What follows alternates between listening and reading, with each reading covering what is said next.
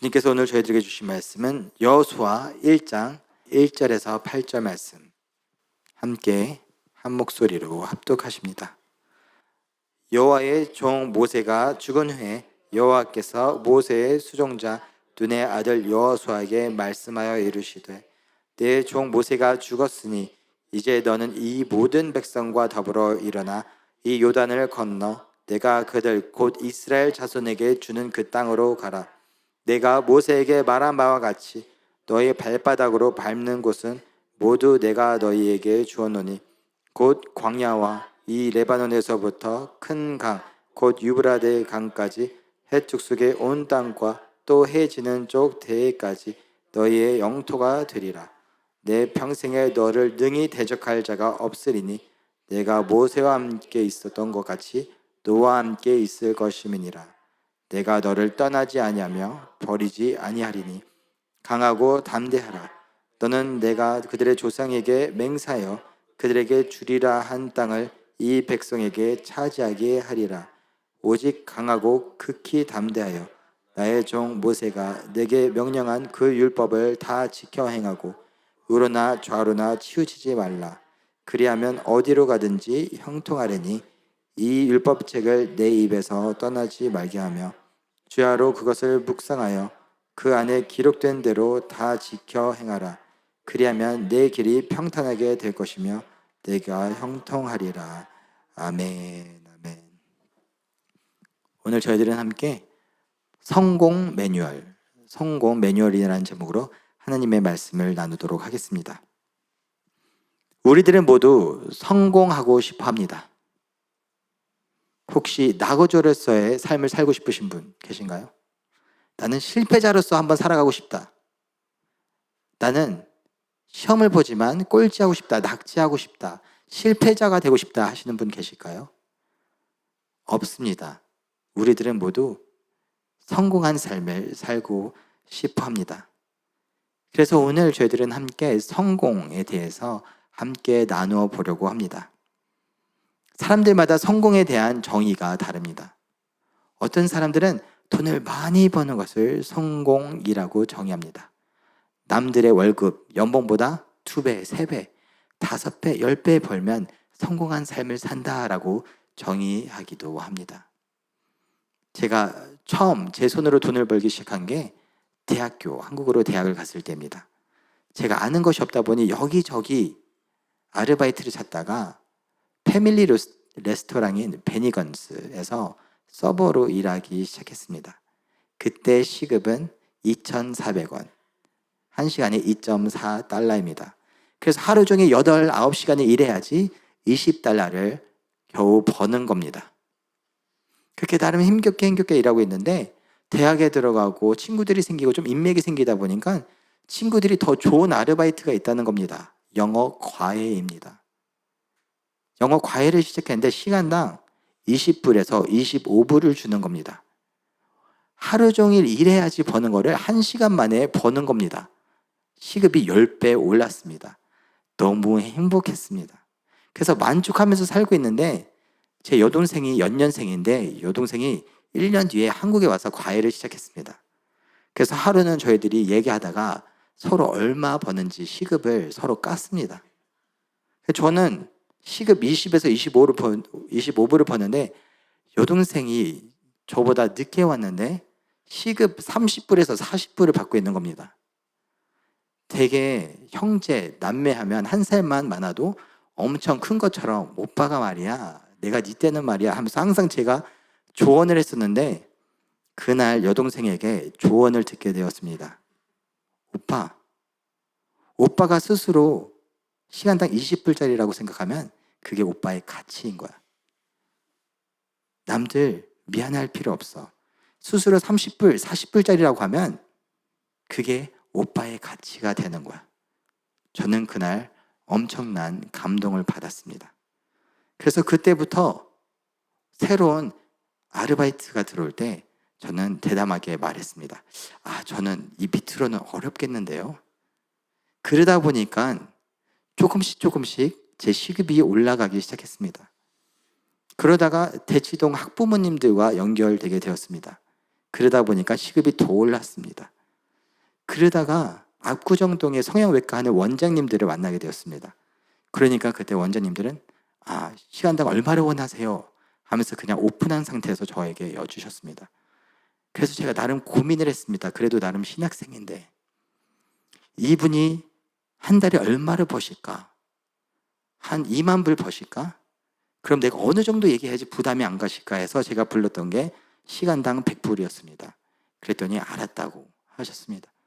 그래서 몇 년이 지나다 보니까 개인과에는 시간당 100불 또는 그룹으로 4, 5명 하면 시간당 150불을 받기 시작했습니다.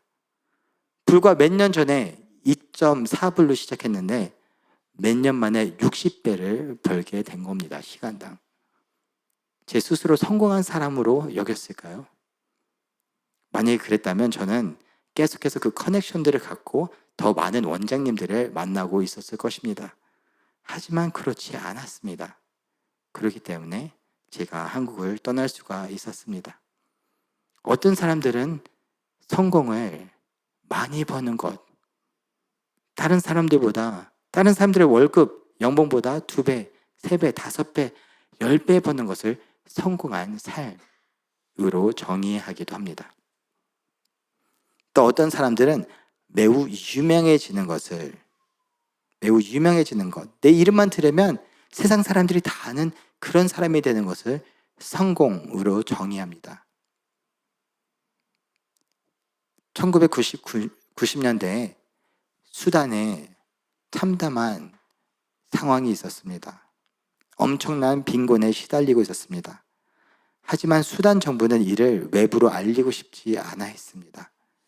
그리하여서 외국인들을 차단했습니다. 그 안에 들어가 있는 UN 기구들은 이것을 어떻게든 알려서 펀딩을 받아서 구호해야 되는데 모든 것이 차단되어 있다 보니까 이것을 알릴 수가 없었습니다. 그런데 기적적으로 수단이 문을 열기로 한 겁니다. 그래서 외부인들이 단 24시간만 수단에 들어올 수 있게 했습니다. 그래서 이 UN 기구에서 사진작가, 신문기자, 저널리스트들을 초대하여서 UN의 비행기에 태워서 수단으로 데리고 왔습니다. 그래서 최대한 많은 사진들을 찍어주세요. 많은 기사들을 써주세요. 세계에 많이 알려주세요. 라는 취지로 이 저널리스트들, 사진작가들을 데리고 왔습니다. 그 중에 케빈 카터라는 사진작가가 있었습니다. 이 사진작가는 이 수단의 처참한 현실을 사진에 담기 시작했습니다.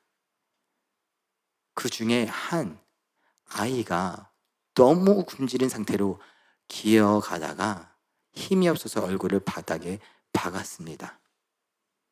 그래서 그 모습을 이 케빈 카터는 사진 한 장에 담았는데 바로 이 사진입니다. 보여주시겠어요? 혹시 이 사진 보신 적 계신가요? 네, 수단의 굶주린 여아 또는 영어 원래 제목은 The Vulture and the Girl, 독수리와 여자아이. 그런데 그 뒤에 독수리 한 마리가 있었습니다. 저 애가 곧 죽을 것 같은데 죽으면 시체를 찢어 먹어야지 라는 생각으로 기다리고 있었던 것입니다.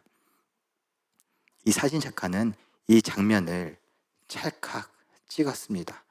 그리고 시간이 다 돼서 빨리 비행기에 탑승해야 했습니다. 그래서 이 독수리를 한번 쫓고 그는 이 비행기에 타서 다시 나오게 되었습니다. 그리고 이 사진은 1993년 3월 뉴욕 타임스에 기재되게 되었습니다. 그리고 엄청난 반향을 일으키게 되었습니다. 세계 곳곳에서 사람들이 수단의 실태를 알고 후원하기 시작했습니다.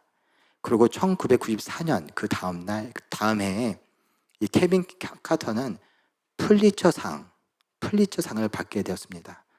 돈으로 살 수 없는 엄청난 유명세를 타게 된 겁니다. 엄청난 명예를 얻게 된 것입니다. 그런데 안타깝게도 상을 타고 몇 개월 뒤에 스스로의 목숨을 끊었습니다. 분명 유명세를 탔습니다. 이름만 들면 아는 유명한 사진 작가가 되었습니다. 그럼에도 불구하고 무언가 만족하지 못하고 무언가 부족했던 것입니다. 사람들이 추측하기로 이 사진을 보고 나서 많은 비평들이 있었습니다. 저 죽어가는 아이 살리지 않고 어떻게 했느냐. 아마도 그런 비평 때문에 그런 선택을 한 게 아닌가 추측하곤 합니다. 그렇다면 저희들은 여기서 한번 질문할 수 있습니다. 남들보다 더 많은 돈을 버는 것, 그것이 과연 성공일까요? 남들보다 더욱 유명해지는 것, 그것이 성공일까요? 우리 다 이 사회는 성공한 사람들을 찬양하고 우리 모두 이왕이면 성공한 인생을 살고 싶은데 성경에서 말하는 성공한 삶이란 어떤 것일까요?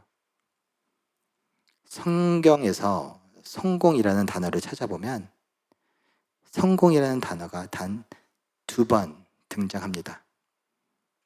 욥기서에 한 번, 전도서에 한 번.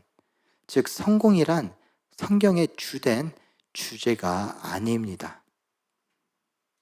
오히려 성경에 등장하는 단어가 있는데 성공보다는 형통이라는 단어가 등장합니다.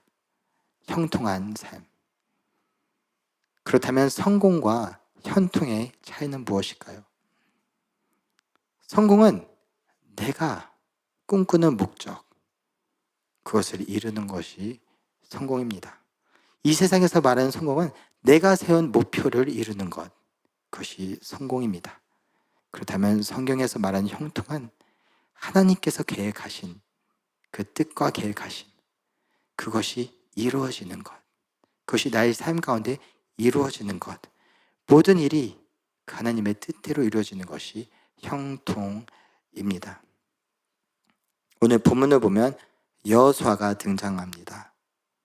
모세를 뒤이어서 여호수아가 다음 리더로 등장하게 됩니다. 이스라엘 백성들을 끌고 어디를 향해야 합니까?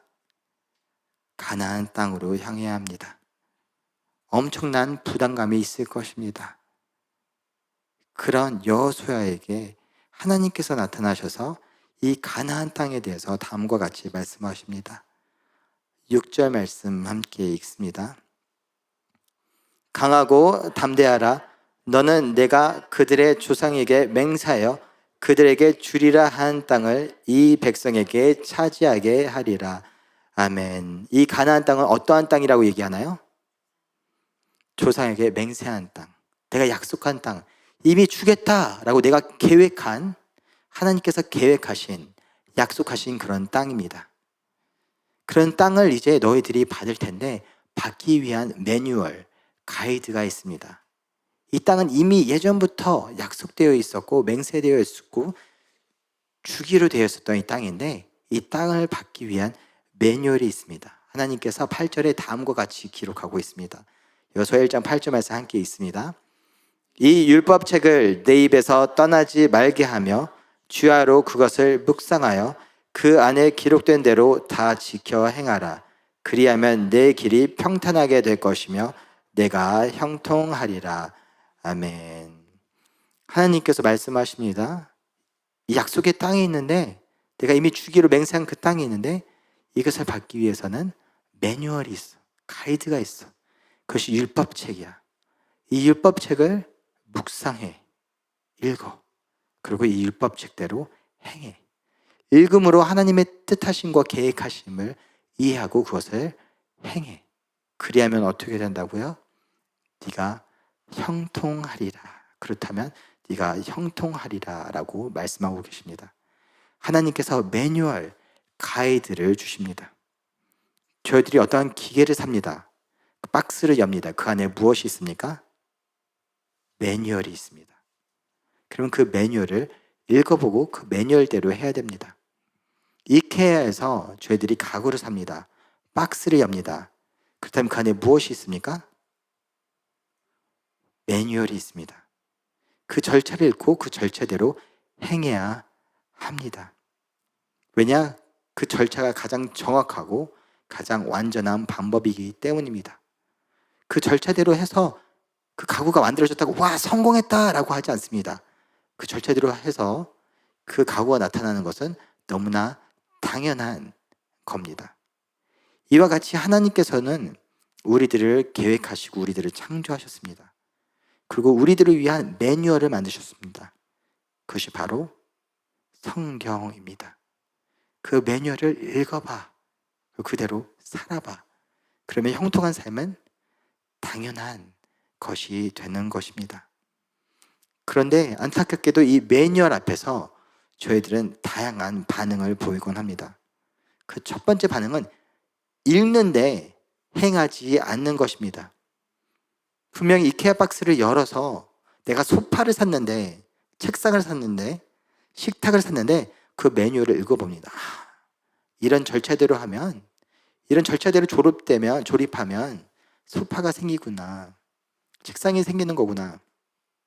근데 그것을 숙지하고 조립하지 않습니다. 그럼 어떻게 됩니까? 거실에는 소파가 있는 게 아니라 분명히 소파가 약속되어 있는데 그냥 그 박스가 계속 남아있게 됩니다. 하나님의 말씀이 있습니다. 매뉴얼입니다. 가이드입니다. 주어진 약속이 있습니다. 하나님의 계획하심이 있습니다. 읽습니다. 압니다. 하지만 행하지 않습니다. 그럼 어떻게 됩니까? 하나님의 약속하심이 마음속 한 구석에 박스 포장된 채로 남아있게 되는 것입니다. 많은 경우 어떤 사람들은 매뉴얼을 읽기만 하고 행하지 않는다는 것입니다. 거실까지 들어와 있는데 박스 그 상태로 놔둔다는 겁니다. 또 두 번째 반응은 읽지 않고 행하는 겁니다. 박스를 뜯었습니다. 분명 매뉴얼이 있습니다. 거기에서 경고, 확실하게 읽어보고 행하세요 라고 되어 있는데 그걸 하지 않습니다. 그리고 내 방법대로 합니다. 이거 언제 하나하나 부속품을 맞춰봐. A, B, C, D. 그래서 1번 A와 B를 연결하십시오. C와 D를 연결하십시오. 언제 이렇게 차례차례 해. 너무 비효율적인 것 같아. 딱 봐도 알겠구만. 내가 대충 하면 되지 하면서 막 열심히. 훨씬 빠른 것 같습니다. 훨씬 효율적인 것 같습니다. 근데 거의 다 조립할 때쯤 부속품이 하나 남아 있습니다. 저거 뭐지? 왜 남아있지? 분명히 책장이 만들어졌는데 뭔가 닫히지가 않습니다. 뭔가가 되지가 않습니다. 거의 다 됐는데. 어떤 사람들은 하나님의 계획하신 거, 하나님의 뜻, 하나님의 말씀을 읽지 않습니다. 대충 이렇게 하면 될 것 같아. 내가 더 빠른 것 같아. 더 효율적인 것 같아. 그런데 중요한 하나가 없다는 겁니다. 놓치고 있다는 겁니다. 그래서 하나님께서는 여호수아에게 말씀하십니다. 약속한 거 다 있어. 근데 그것을 읽어서 알아야 하고 하나님의 뜻하신 거 계획하시면 충분히 알아야 하고 그것을 행해야 한다. 그것이 형통한 삶이다. 너무나 단순한 진리입니다. 하지만 저희들은 그렇게 하지 않을 때가 많습니다. 왜 그렇습니까? 너무 바보 같은 것을 요구하는 것 같을 때가 많기 때문입니다. 분명 하나님께 여호수아에게 읽고 행하라고 하셨습니다. 그리고 여호수아가 그 약속된 가나안 땅으로 들어갑니다. 거기에 여리고성이 있습니다. 하나님은 어떠한 절차를 제시하시나요? 여리고성을 그냥 돌아라. 첫 번째 날 돌아라. 그냥 돕니다. 너무 바보 같습니다.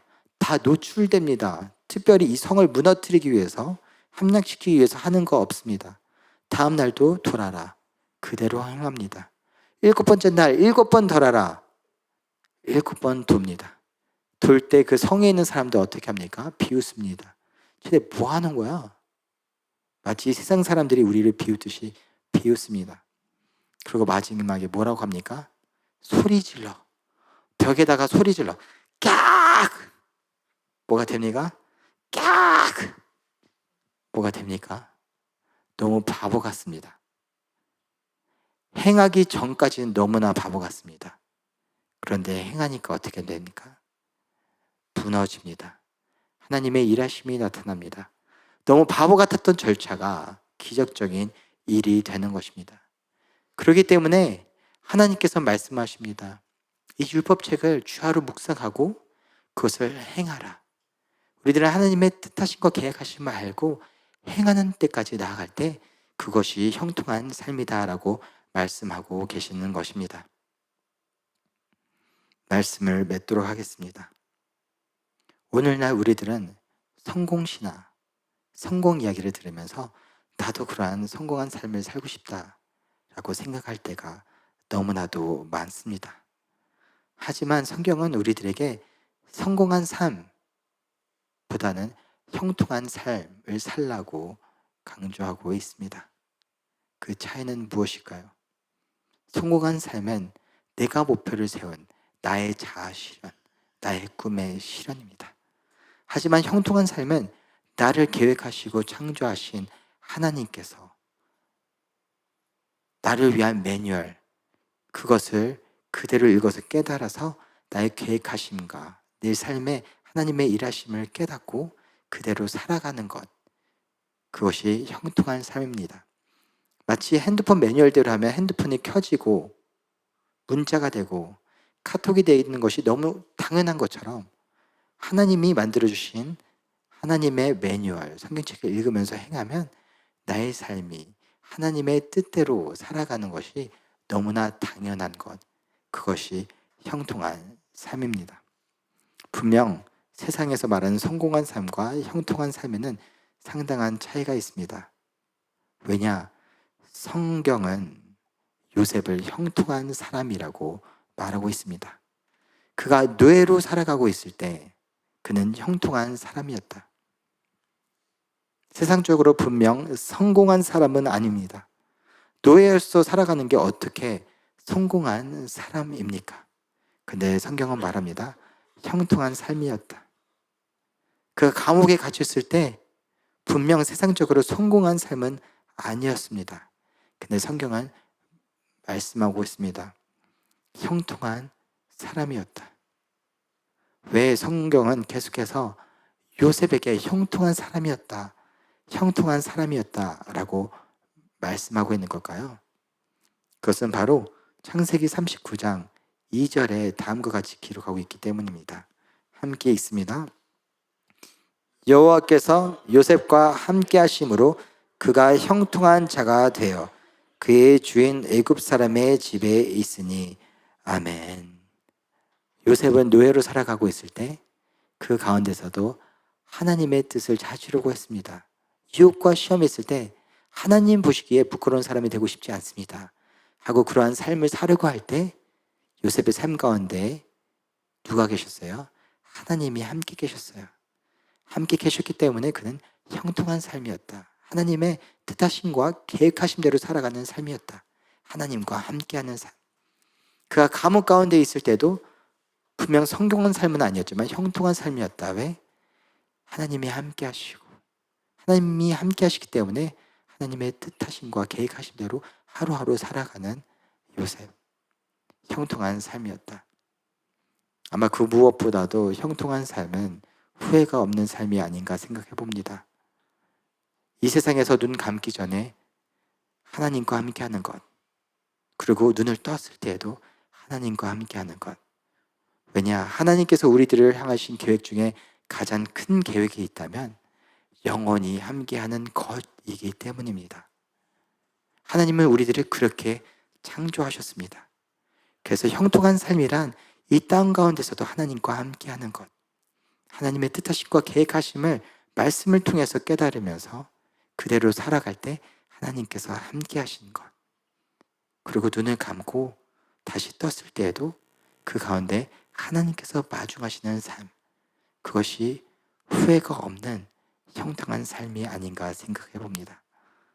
이 땅 가운데 살아갈 때 하나님께서 옆에 계시지도 모르면서 눈을 떴을 때는 하나님께서 짠 하고 계셨으면 좋겠다 하는 그런 삶이 아닌, 이 땅 가운데서는 나의 성공과 나의 자아 실현을 꿈꾸다가 눈을 뜨는 그 순간 하나님께서 짠 하고 기다리고 계셨으면 좋겠다 라고 기대하는 그런 성공한 삶을 추구하는 여러분과 저가 아닌, 이 땅 가운데서도 살아갈 때 하나님의 뜻하심과 계획하심이 우리들의 삶 가운데 나타나기에 하나님께서 함께 하시고 눈을 감고 눈을 뜨는 그 순간에도 하나님의 뜻하심과 계획하심은 의리와 영원히 함께하는 것이기에 하나님께서 우리를 마주하는 그런 형통한 삶을 사는 여러분과 저 되기를 소원합니다.